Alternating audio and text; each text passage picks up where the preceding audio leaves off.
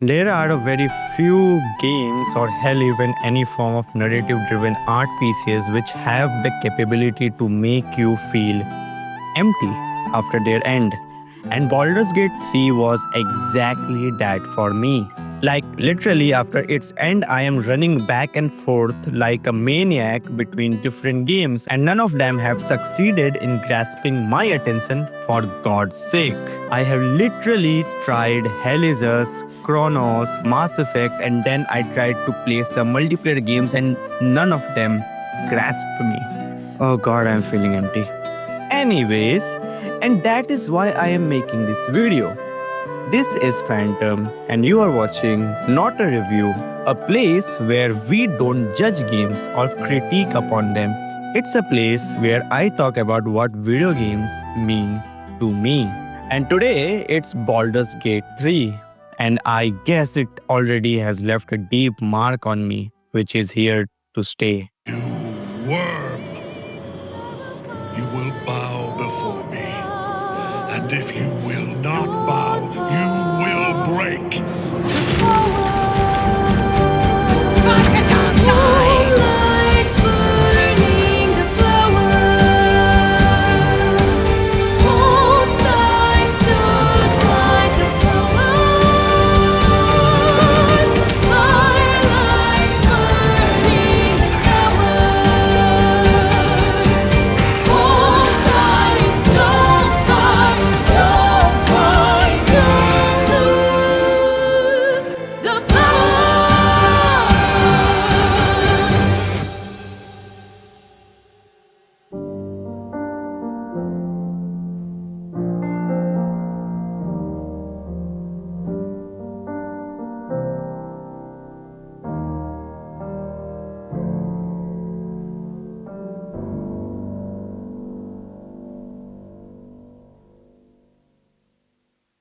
Okay, so the whole story starts with when a friend of mine on Discord promised me for an adventure, like he's Gandalf and he's taking me on an adventure with him. Yeah, the Gandalf part was a old age joke. So Nick, if you are watching, yeah, age is just a number, dude. Everything will be fine. Anyways, what's Baldur's Gate 3 and who are the people who have made it? Well, Baldur's Gate is a part of a tabletop franchisee about which you probably haven't heard of. It's not that big. Some really nerd old school people used to play it, and well, it goes by a name Dungeons and Dragons. Yeah, it was a joke. My sense of humor is kinda ensembles at this moment, so never mind. Alright, so Baldur's Gate 3 is made by Larian Studio. And no, the first two parts of the game were made by a totally different studio called BioWare in 1998 and 2000. Yeah, I wasn't even born back then. Great. But as the jinx of it, Baldur's Gate 3 hence needn't to be a direct sequel to the original two games, and that is exactly what Larian did. They crafted a CRPG totally from the scratch around the lore of Baldur's Gate without any boundaries of their predecessors in the franchise.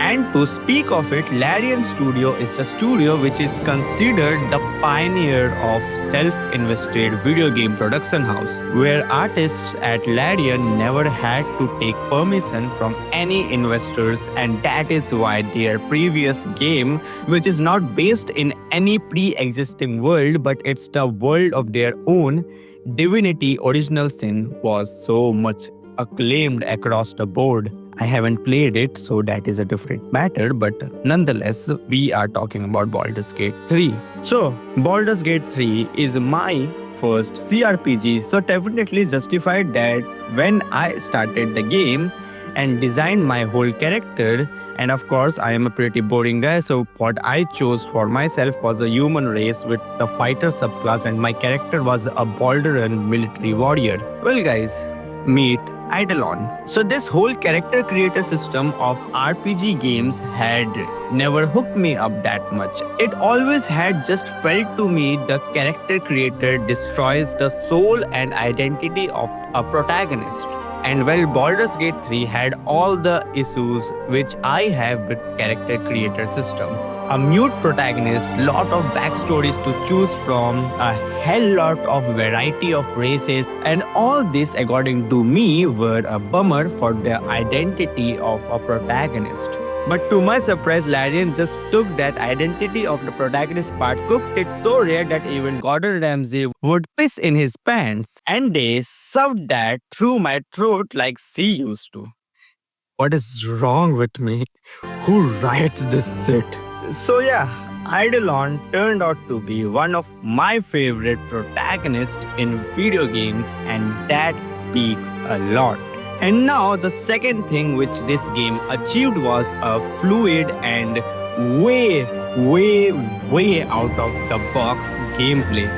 I mean, Baldur's Gate 3 carries a gameplay structure which literally made other big AAA studios sweat their balls off because they can't achieve what Larian was able to in a long run, even in the future. And to prove that, everything that I said is coming from a person who has never been a fan of top-down view CRPGs. But Baldur's Gate changed that for me.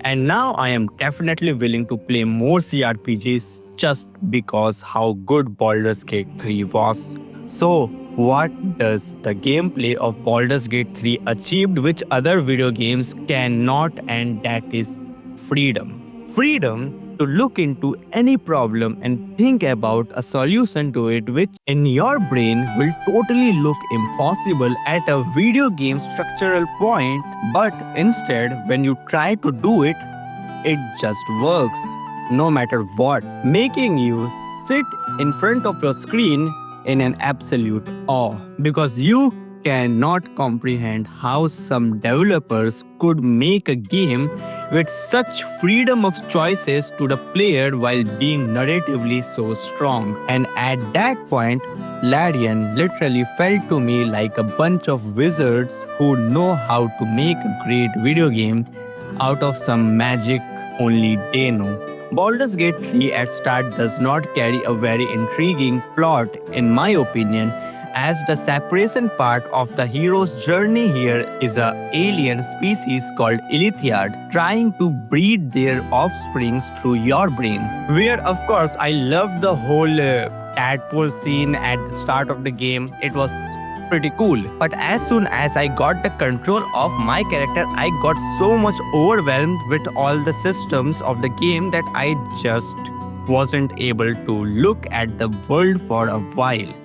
And hence the first act for me was a little sit-so for a while, where I was finding it very hard to concentrate on the plot until I reached the goblin camp. And that whole segment opened up a whole new genre for me with the amount of freedom it carried, with so many options to deal with that you cannot even count on your bloody fingers. The whole assassination of 3 goblin leaders was really a great medium of explaining the freedom of approach, where for me I killed priestess very stealthily, whereas for Ryzen I chose a more direct berserk approach, and for Minthara, well, I just straight up shoved her into the abyss. Yeah. But the jinx of it is that I had so much fun understanding all these mechanics, and after that I definitely tried a little bit of grind in Act 1. With exploring the whole dungeon part of it, to which I surprisingly got into way early, but it was so immersive to explore. And of course, if we are talking about CRPGs, we need to talk about the companions, and this game carries one of the most defined companions ever in any video game, because all of them have a backstory to explore, a motto to carry, future plans, attributes. I mean, all of them have an identity in which, according to you, you could hate some of them or love them way too much. I mean, through my whole playthrough, I was so hungry for Shadowheart's approval that I was literally willing to let her kill Lae'zel, but she didn't do it, to my disappointment. But yeah, maintaining and preserving a relation with your companions is a very core mechanic here, where for me I chose to live through this adventure with Shadowheart, Asterion, and a nuclear bomb, or Gale, straight up Gale. The core of any basic hero's journey is initiation, where our protagonist crosses a very dense threshold into an unknown territory which he walks on with his new allies, and he also gets to know about his enemies. So for me, because I was not invested that much into the story, but slowly I started to understand it. When the story sent me to the road of trials in the Act 2, I was totally ready for it. And that is when I started to have a blast. With all the side quests of the Shadow Cursed Land, where for me, I loved the whole quest of House of Healing. I was literally sitting in front of my screen mouth struck when I saw Malus Thom's character. It actually managed to get me uncomfortable with what was he doing with his cursed nurses. And I got even more disturbed with how I managed to handle the situation. Thank God I had invested in charisma enough when I created my character, and the guidance spell of the Shadowheart and voice of Circle. Yeah, there are way too many character attributes in this game. You have to go through it, feel it slowly and steadily. So what really struck me was when I was literally able to make this retard and his nurses kill each other with just words. Just brilliant. And then the whole Shadowheart's backstory quest, it just mesmerized me. And to of course achieve it, I failed a lot of times in killing the boss Balthazar. And to my surprise, he just needed one boink to get defeated. Isn't that funny? But yeah, when I saw Shadowheart free Night Song alongside herself from the grasp of the temple / cult of Sard, I could not have been more in love with her. And alongside that, the whole Act 2's world also had an identity. To be precise, a stolen identity. Getting which back was also a great experience, which at first I missed after finishing the first major story boss. Then also the game gave me a chance to complete that side quest, even though my final boss of Act 2 was finished.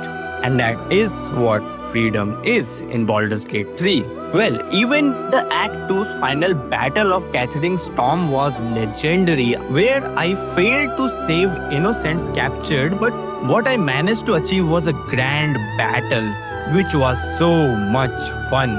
And then it was time for the final act, the Act 3, which was larger than both Act 1 and 2 combined, because it gives you to explore a very dense world with side quests and characters which you will remember for a long time. The return part of a hero's journey, that is what Act 3 is, where the first location which you get to explore is Revington, which will work as the bridge from initiation to return. The temptation part of a hero's journey will really come dawning upon you here because of your decisions in the early game regarding the Ilithia tadpoles. Meanwhile, the whole reveal of the Emperor's character was also not that surprising for me, but it was still pretty good.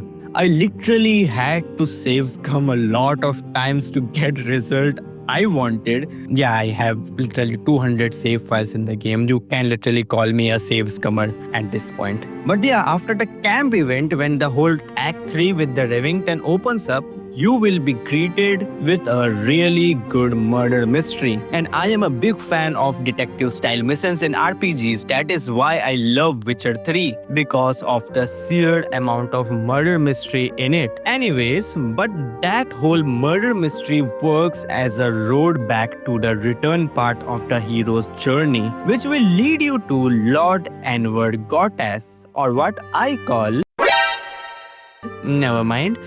Meanwhile, Orin's character will tail you like your ex during the whole Act 3, and hell, even kidnap someone from your camp. Yeah, totally the definition of a bitch, which my ex was. Anyways, this whole Act 3 and Lower City will work as a closer for all the characters and their own journeys, where Night Song will get her closer with a birthday party wizard. Anyway, so never mind. Meanwhile, Shadowheart will go through emo girl phase after Act 2 revelations and will also get closer on her parents and so-called god of hers. Meanwhile, the boss fight of her quest is my personal favorite boss fight of this whole game because of how easy it was, at the same time how hard it was. Astarion also gets a closer on his, well, Fang's problem, and it also gets a little dark, which I will not spoil. Well, damn, I am even surprised how have I managed to not spoil much of the plot for the game while discussing it so thoroughly. Proud of myself. Anyways, the beauty of all this is that they will vary player to player because how you have treated your companions will lead up to what choices they will make in their own stories. You will be the one not dictating but influencing your companions with your identity throughout the whole campaign, and that is the beauty of it. Meanwhile, Act 3 also gives you freedom in understanding its world in your own terms while keeping it very player friendly, with giving you freedom to approach any part of the main story you want to pursue any way you want, and that proves to be a great game design. Alright, so I have already spent a lot of time discussing the acts, but what about the final return? The ultimate reward. And it was solely grand, where throughout the game all the decisions you made will come falling down upon you. Meanwhile, although it being so grand, the final boss fight was a bit underwhelming for me, to be honest. But even after that, the game doesn't end. The epilogue starts with a bit of tears in your eyes, because the game will now send all your companions on their own journeys, except whoever you romanced with. And that whole epilogue was just about a friend saying goodbye to you. So, did I love this game?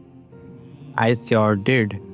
And for a long time, this experience has also left a mark on me with its characters and story.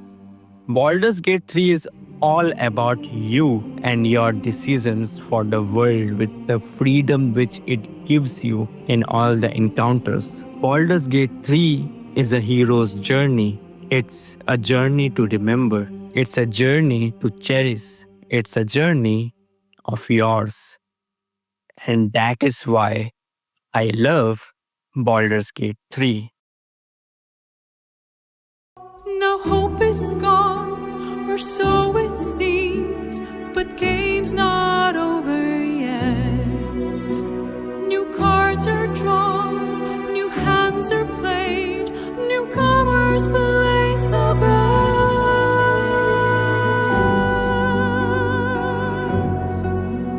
A knave, a wizard, devil gift, the odds are cast anew.